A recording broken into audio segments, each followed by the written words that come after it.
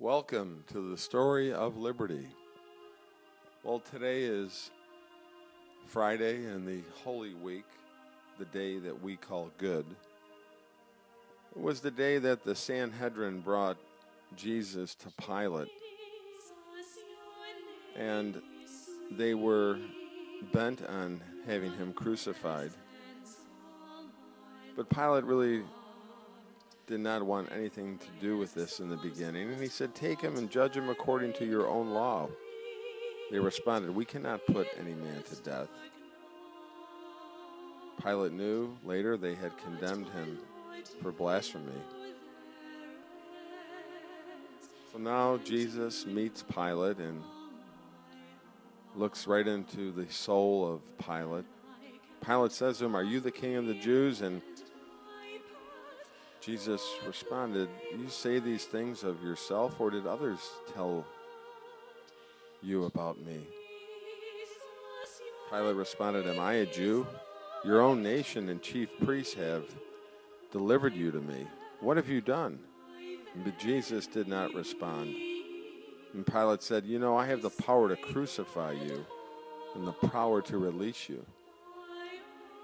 And Jesus finally spoke, and he said, "My kingdom is not of this world. If my kingdom were of this world, then would my servants fight. But I should not be delivered to the Jews. To this end I was born, and for this cause I came into the world, that I should bear witness unto the truth." And then the question that resonates throughout time comes from the lips of Pilate. What is truth? And folks, we know that Jesus is the way, the truth, and the life. The truth incarnated. Pilate eventually sent him to Herod because he was from Galilee. And Herod was amused with Jesus. Herod was delighted to see him. He thought he would see a miracle. He wanted to be amused. Herod was a man without character or principle. But Jesus would never answer him a word. Herod deserved nothing better. In frustration, Herod put a gorgeous robe upon him and sent him back to Pilate. And we know when Jesus came back, then at this point, Pilate remembered the custom of all his years as this position in Rome to release to the Jews and the Passover any prisoner they wished. So they went up and got a ill-contempt, filthy, despicable man named Barabbas. And he said, "Which of the two will I release unto you, Barabbas or Jesus, which is called the Christ?" And the priests stirred up the people, and with one voice they cried out, "Barabbas! Release unto us Barabbas."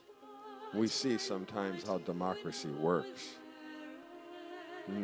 Pilate said, "What shall I do with Jesus?" And they cried again, "Crucify him." Well, Pilate decides to chastise him. The Roman scourging was a scourging like no other. A whip with long leather thongs dispersed with sharp pieces of metal or bone, ripping the flesh right off the body, even sometimes into the ribs. They scourged him and almost beat him to death, blood running into his eyes. They placed a broken reed into his hand, and they smote him in the face and said, "Hail the King of the Jews." They brought him back to the praetorium, almost beaten to the point of death. And Pilate says, "Behold the man." But they were not satisfied. They were not satisfied, and they cried out, "Let him be crucified." And Pilate called for a basin of water and ceremoniously washed his hands and then dried them and said, "I'm innocent of this blood, but I deliver him unto you."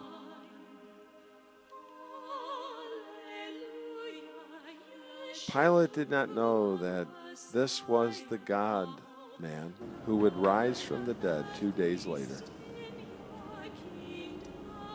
Jesus died on that cross, and he said, when he breathed his last breath, it is finished.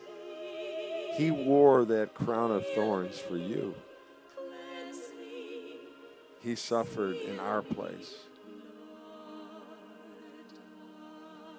He suffered and died in your place, in my place. Some right now may make that act of surrender and say in the silent place of their own soul, Lord Christ, I surrender my life to you.